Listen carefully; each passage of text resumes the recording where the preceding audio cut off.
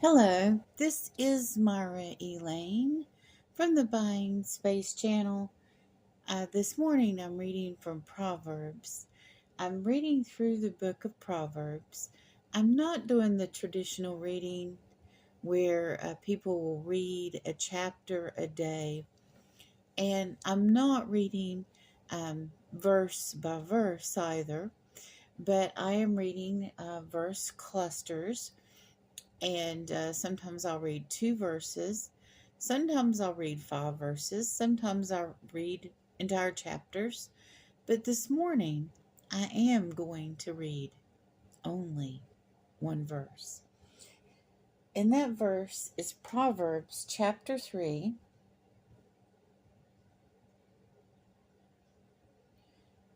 verses 27. Do not withhold good from those to whom it is due when it is in your power to act. I've been having struggles about what to do about, and I've coined the phrase this last 6 months as I've been going live, all these YouTube-y things. Because I go live now, and that takes time.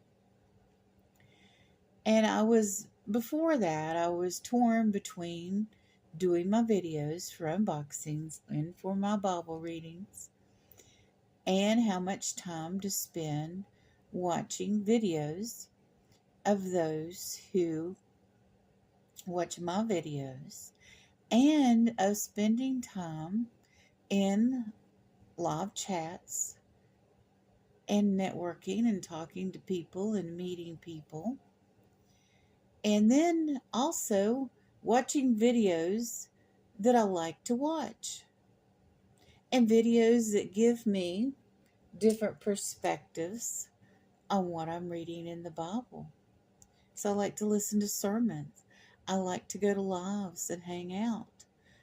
I somewhat need to go to lives and hang out with people in the auction community because now I'm selling. So I feel like I've been torn so many different ways. And I realized that in my time management, sometimes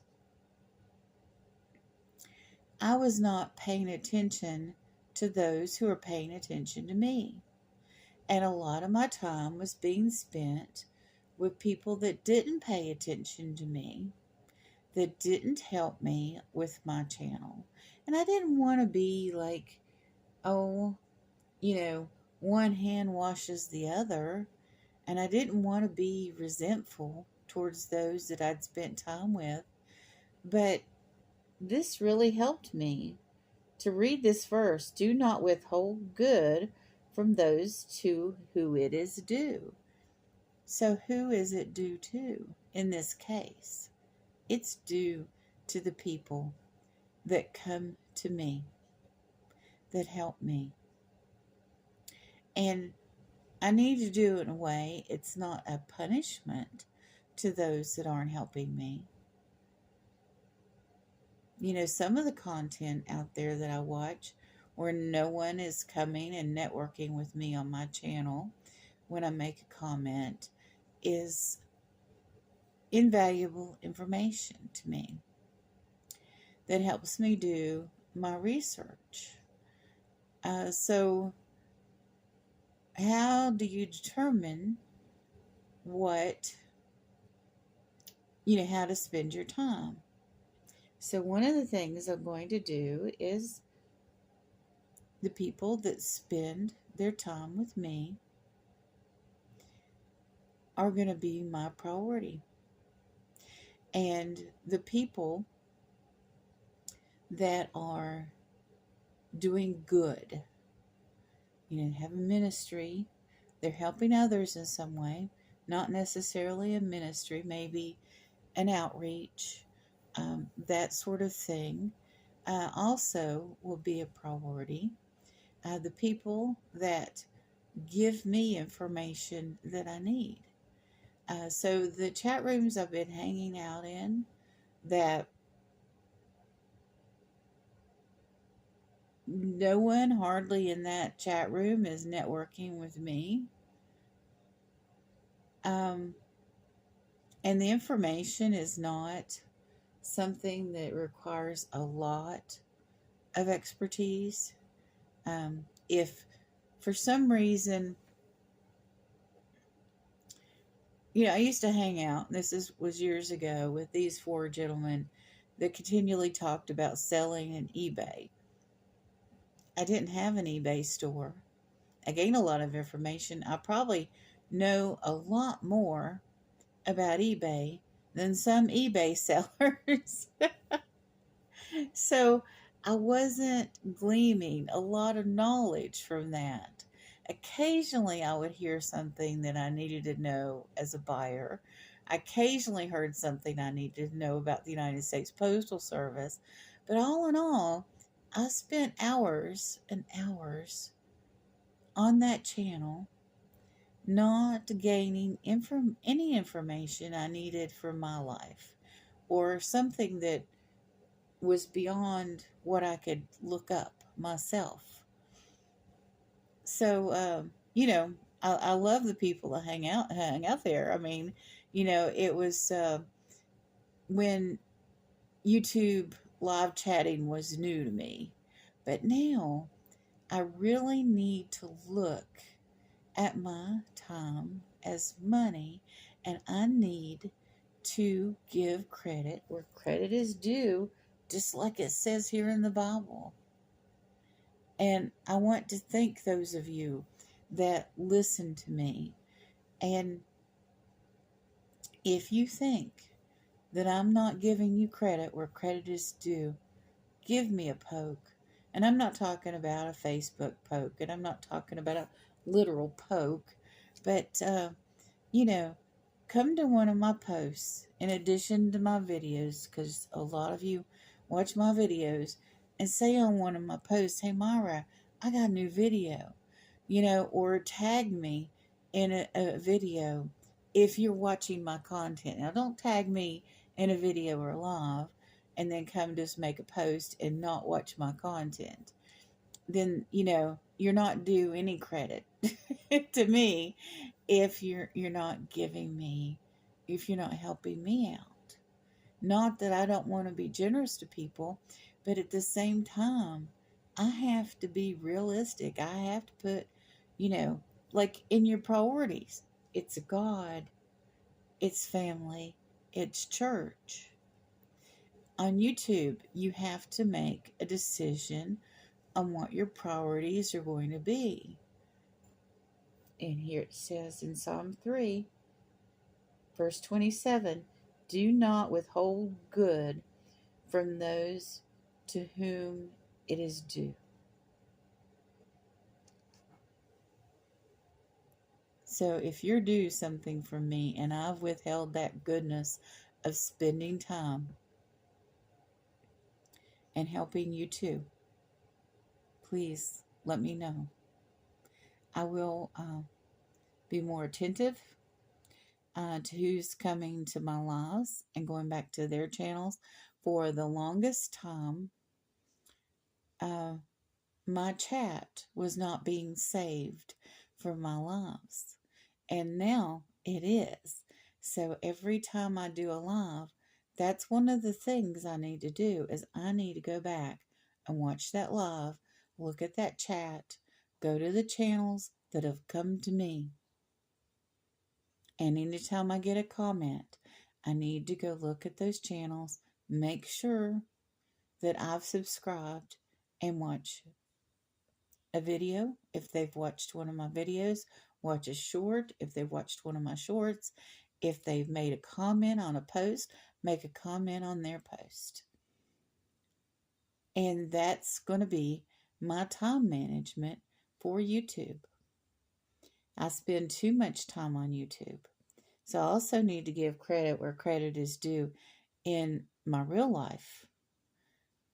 And, all of that, family, God and family come first. Of course, there are things that I do on social media that are for God and family. But how do I put this? It took immense effort to care for my mother, and me and my other family members worked as a team. And if you are a caregiver and you're the only caregiver for that person, how are you supposed to keep them clean and dry and feed them and make sure they make their medical appointments and take their medications? And on top of that, do all that paperwork, make all those phone calls. You can't ask for help from somebody if you're so overwhelmed with actually caring for that person physically. So it takes a team of people to care for a family member. I kid you not, especially when somebody gets advanced in what they have. And Parkinson's is complicated. And we, the 4 adults in my family, we all had to work together to care for Mom those last 3 years. I mean, we did it before those last 3 years, but the last 3 years were that on steroids. And you can't just put that to the side. And, I don't know what people are going to do. Of course, I got in my back of my mind all these people in the nursing homes now and what they're going to do to the people in the nursing homes. So there's a greater need out there for doing good in the community, in real life. And how do I spread the word about that? How do I share my experiences? And, I'm one of the many people that knows, that has an idea of what all that involves and what's potentially coming down the pike. And how do I balance all of that? So I'm going to be giving credit where credit is due as much as I can. And trying to balance everything. And I'm going to need to pray, and I'm going to need to read the scriptures to glean more wisdom. And I hope that you all will come on this journey with me. I have returned to Christianity, to Jesus Christ, after 4 decades of being an atheist. And my Bible readings have been my journey in faith. And I've been thinking about lately what all the things are that take a deep amount of faith. When I was an atheist, Noah's Ark, creation, the virgin birth, those were all things that Satan sowed doubt about in people. I've been thinking a lot about what those things out there. I've been thinking about what God's tools are, but I've been thinking about what Satan's tools are too. And how he sows doubt in people. How we have to fight to keep the faith. And I'm going to fight to keep the faith, and I'm going to fight for others that are doing their best to keep the faith. You all have a wonderful and blessed day.